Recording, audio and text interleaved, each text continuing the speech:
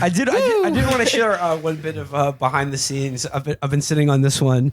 Little Felix story here. When we were waiting to do the patent interview, Felix walks in, and the first thing he says right off the bat is, "Real bad news, guys. It looks like Take is going to be executed." And for like half a second, I was like, is he doing his Syria thing or his rap thing? And I just like... I'm surprised you haven't been following the Take story.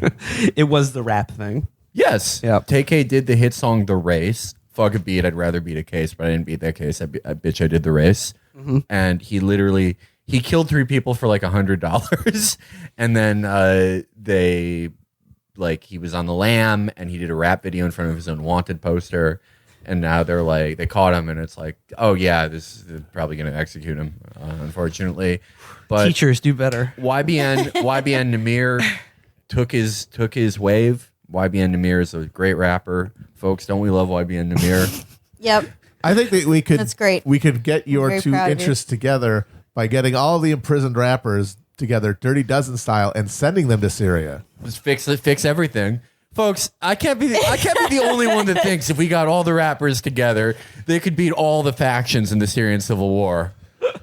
Little nugget there. Okay, so to round things out this week, I have a firecracker reading series that came across the transom. It's from February 11th, 2015, which I think is interesting because it makes for an interesting time capsule. However, the Cato Institute chose to bump it again this week. Love those boys. That's how I came across it. And it was done under the headline, "What is the greatest libertarian accomplishment of all time? Bitcoin? Abolishing slavery." I was going to say That's Bitcoin. right. So this is by David Boaz of the Cato Institute. David Dadaz. Moaz. David Moab. David Moab, yeah. His column is called Black History is American History.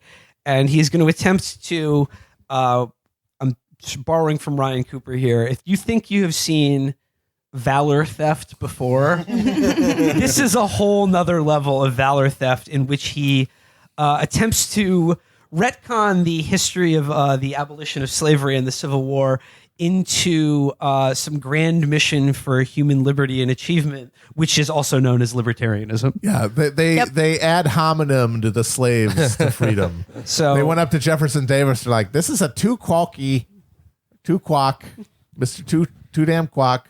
I don't know how it's pronounced. It's Latin. Tu quoque. Too quoque? Quoque. Yeah, whatever. Tu quavo. So here we go. David Boaz. Some people think libertarians care only about taxes and regulations. We also like weed, dude. But I was asked not long ago, what's the most important libertarian accomplishment in history? Lowering age of consent laws. Somalia. I said, the abolition of slavery. The greatest libertarian crusade in history was the effort to abolish chattel slavery, culminating in the 19th century abolitionist movement and the heroic Underground Railroad. It's no accident They charged them to get on that Underground Railroad. they privatized the Yes, it Underground was Railroad. a private rail network. Yeah, the Underground Railroad got together when they were all found arguing in the comment section of an abolitionist newspaper about Cannon in Uncle Tom's Cabin. It's no accident that abolitionism emerged out of the ferment of the Industrial Revolution and the American Revolution. So essentially what he's going to do here is claim that the classical liberals of the 19th century, who were most in favor of free markets, were also abolitionists. Henceforth, abolishing slavery was a libertarian goal, which to me is sort of similar to people like people who say shit like Jesus Christ, yeah, he was a socialist. You know, if you read the Bible, that's a good one. Yeah, that's a good one when you get people with that. Like, I really don't think it makes much sense to read sort of graft onto like modern political movements and beliefs onto people in history, even going back more than like 20 or 30 years. They call it reading incoherent. resistance. Yeah, it becomes completely incoherent. This is like the old the Freud quote where he said there is little difference between the philosopher and the schizophrenic. Both believe there to be a conspiracy in the text. Zoroaster was a Reagan Democrat. Hammurabi was a mother bitching Hillary voter. He had a code. George Washington did smoke weed, though, for real. Check out his diaries, folks. He cultivated that hemp. Yep. He held them between the teeth that he got from slaves. Wait, so April 3rd, 1782. I'm in a general store. I see a man buy a moldy old banana. What procedure did you get? wait, so is Game Master Anthony a schizophrenic or a philosopher? Both. By the way, happy birthday, Game Master Anthony. Oh yeah, happy. He's 41 now, is he? 43, I believe. Oh yeah, okay. Getting up there. Did he finally have the birthday party he's been wishing for, though? I don't know. That's I hope what, that's so. what, probably that's did. what Trump meant when he said we're going to win again. You know what he did, though? He did it in VR chat. Ooh. Yeah. Folks, all the great characters, Knuckles, Tails, even Dark Sonic, okay? Look, they're all going to be there for Anthony's birthday party. Do we love Anthony? Do we love the party that Anthony's going to have when Goku helps him blow out the candles, okay? It's like Samus is going to be there when you get 100% completion. Oh my God, her body, folks. And she's going to be there. And I think Game Master Anthony's going to have a little birthday surprise, okay? Anthony, do you think you can handle all that? Okay, yes, folks, he can. I think it's he never actually has the party. It's like Passover, or it's next year in Jerusalem. Next year with all the and they leave a chair open for Sonic. Yeah, they leave a little Mountain Dew for him. Yeah. Game Master Anthony kicks ass. He's great. He's better than anyone on my timeline. If you're listening, give us a shout out. Well, we're giving you a shout out. Just contact us. Give us a shout out on that message. Back to David Boaz.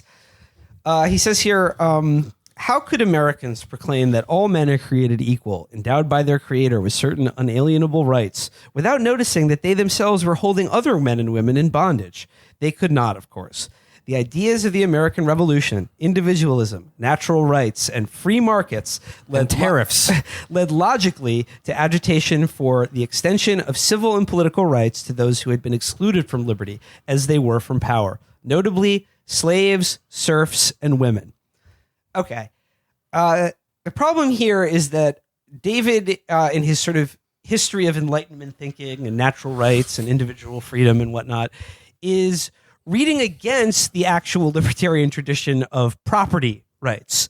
And whether he's talking about the abolition of slavery or the abolition of serfs, he's skipping over how those were actually accomplished in the real world, which cuts 100% against everything libertarians claim to believe in. Well, and you don't even have to guess that. They say it. Ron Paul famously complains that Lincoln could have freed the slaves by buying them all, which is fundamentally incorrect. We know that for a fact. There were attempts made. The most interesting one is that towards the end of the war, there was an attempt to do compensated manumission in Delaware, which was a slave state that never left the Union.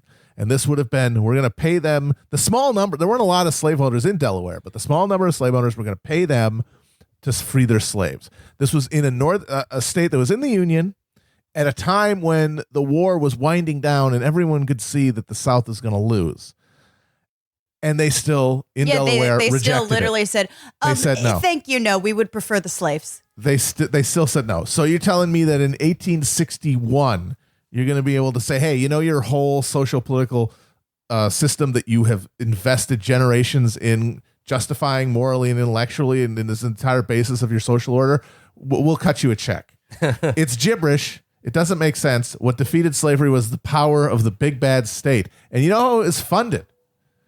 The first issuance in America of fiat currency. The fucking bugbear of libertarians was to fund the Civil War. That was the first fiat currency. Well, okay. Greenbacks, they were called. I hear what you're saying, but what if Lincoln had tried to compensate them with blockchain currency? You hew wood, and this creates the blockchain. It's blocks of wood. It's literal masonry. Oh, I imagine back then you just got a bunch of Keebler elves to grind together some gears, and that was your little Bitcoin mining operation. Very cute. Well, you get a whole bunch of Bartleby's to write out the ledger that you just tell him whatever the transaction is. We should do nation's economy collapses because he would prefer not to do it. I'm skipping ahead here, but David writes, in the United States, the abolitionist movement was naturally led by libertarians. They called themselves abolitionists, but again, like when it wasn't an identity at that point. When did libertarian become like an actual? It didn't get a large L until the 60s, I would say. It's a product of the latter half of the 20th century. Ayn Rand and the whole Business Roundtable reaction to the New Deal, which cut checks to every fucking half-baked intellectual in the country in order to create an intellectual infrastructure to oppose popular Keynesianism. I think he's trying to identify with that, like, Thoreau tradition, right? Yeah. But Thoreau was a flake, too. Most of these guys were flakes. I mean, God bless them. But, yeah. He wrote a great nature documentary, but he was not an amazing, like, political thinker. And the whole time his mom was doing his laundry. Yeah, his mom was doing his laundry, bringing him pies and cookies. He was a fail son. Well, every like pivotal thinker was kind of a fail son. I mean, I've already touched on it, but Martin Luther was a shit poster. Oh, yeah. True. He bigoted posts while he was in the bathroom. He was a literal shit poster. Yeah, his wife had to remind him to like change his clothes and shit and empty out his piss bucket. And he was a fat, bigoted guy with a bowl cut. Continuing, leading abolitionists called slavery man-stealing in that it sought to deny self-owner. Wait. They call themselves Mr. Steal Your Man. This I have never heard this. I feel like, Matt? I've heard the phrase. The idea that it was is not a common parlance yeah. I'm sick of getting on the subway and I see someone man stealing. They called it man-stealing in that it sought to deny self-ownership and steal a man's very self. Their arguments paralleled those of John Locke and the libertarian agitators known as the Levelers. William Lloyd Garrison wrote that his goal was not just the abolition of slavery, but the emancipation of our whole race from the dominion of man, from the thraldom of self, from the government of brute force. I'm still getting my head around him calling the Levelers libertarians. Who are the Levelers? They were a group of Speedrunners. British Civil War veterans who came together to demand the end of aristocratic privilege, but also redistribution of land and incomes after the English Civil War. The Putney debates were their sort of high point of militancy and influence. Sounds pretty libertarian to me. Yeah. Frederick Douglass likewise made his arguments for abolition in the terms of classical liberalism and libertarianism, self-ownership and natural rights. After the Civil War, he continued his fight for equal freedom, campaigning against Southern states' efforts to avoid following the new constitutional amendments. David, is this really libertarianism? Well, it's one of those things where they're just taking one strand of libertarian thought and saying that it connects to these previous thinkers to the point that you can call them the same thing. There's no way to throw that back, to retroactively justify your reasoning that way. It's just a way to sort of find one time that people with one strand of your beliefs had in common actually did something for somebody else. He goes on here to say racism is a problem and then quotes Ayn Rand to make the case for why it's illogical. No, I get it now. It's a probability broach opened up from Ayn Rand's time to the middle of the 19th century where she sent back copies of The Fountainhead and Atlas Shrugged for these early libertarians to find and decipher, kind of like Joseph Smith did, and they became abolitionists. Yeah. If you collect all the pieces of the Fountainhead, you can rise up and become the anarchy ball. Ayn Rand, who famously said that white people were justified in massacring the people who lived in North America because, hey, what were they doing? Did they have any railroads? No, they deserved to die.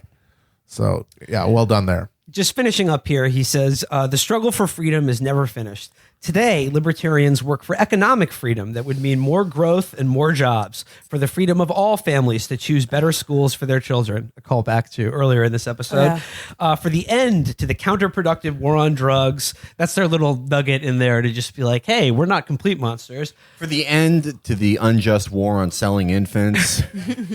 And for criminal justice reform. Respect for the dignity of each person is the foundation of moral and social progress. Okay. Which I believe in. However, what I found interesting about this reading series is what an interesting time capsule it makes from just 3 years ago now. In that pretty much everyone like the libertarian moment is pretty much over as far as I they're can all see. Nazis. Yeah. And what everyone who at least online identified as a libertarian is now overwhelmingly just alt-right. Yeah. Yes. Like Or regular right. or just regular Yeah. right. To the Like, degree that there's a distinction, they're like seeping. They went for libertarian and to pretty blatant Nazi, and now the Nazi is just eating the rest of the. And as people who have studied this shit have found out, I mean, the libertarian is pretty much the gateway drug into the harder stuff almost all the Absolutely. time. Yeah. But what I found interesting is just 3 years ago, the Cato Institute, the main intellectual organ for the libertarian movement, and believe me, I'm using quotes around movement, He's using quotes, folks.